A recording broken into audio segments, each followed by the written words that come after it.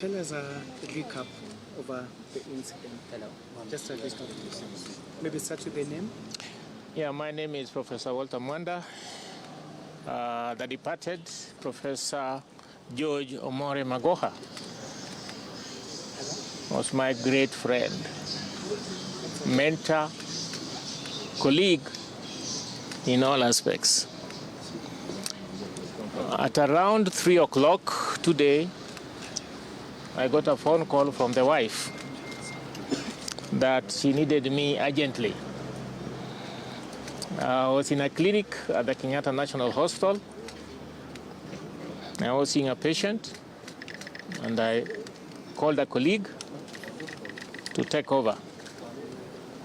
I rushed to my car, and as I was driving away from Kenyatta about 4 kilometers, she called again and asked me whether I had a blood pressure machine.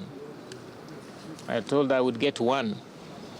I rushed back to my clinic, got a blood pressure machine. As I was about 4 kilometers to the home, she SMS and asked me whether I could get an ambulance. And I was too close to home, their home. There was a traffic jam. They drove right to the home. At the gate, I met some attendants who rushed me in. I met the son at the door who rushed me straight to where he was. He was seated actually. He greeted me and said, "Oh, you have come." Then I said to take the blood pressure. It was not recording. At that time, he slipped off from his sitting position, and we carried him to the car. He went into a car, and the wife and my driver, we followed. They were ahead of us about 200 meters. They reached about 10 minutes earlier than us. From the information, he had what we call a collapse. He was resuscitated back by the son, who is a medical doctor. And then 100 meters to the casualty of the Nairobi hospital, he collapsed again, was rushed to casualty.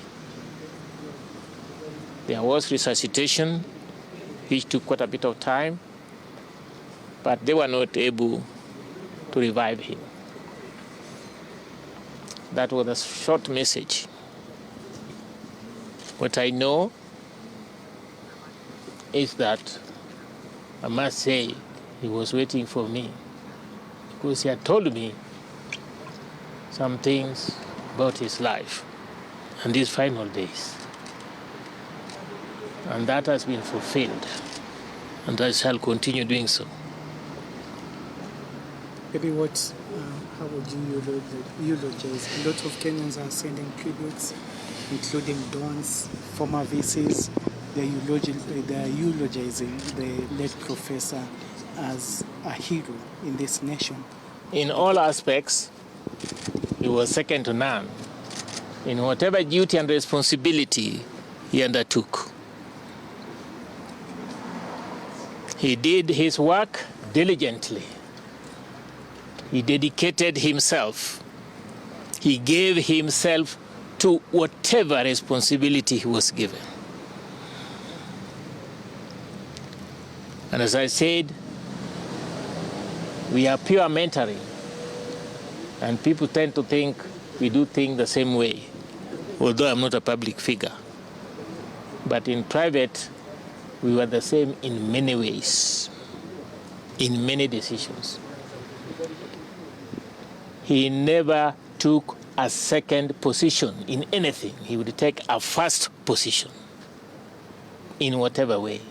And there was no opposite of the right, the correct, the ideal. As a human being, of course, he had his other side. But that is interpretative. The only thing I can say, he was second to none in whatever responsibility he took and he was given. He was very respectful to the authorities. Maybe I remember his great days at the Senate of the University of Nairobi.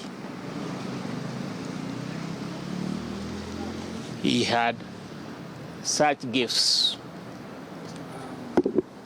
understanding of literally every situation, control of every situation. And I don't remember any single day that he never gave the correct position. And anybody defying that would finally realize that that was the correct position. There was something you asked me? yes, yes. Yes, please. Have you been able to establish Okay, his days? How was today, his routine of the day? And I missed it because of the passing vehicles. In total, how many times did he collapse? First of all, how was his day like? And then the number of times he collapsed, including now the final one, the casualty. I think four times.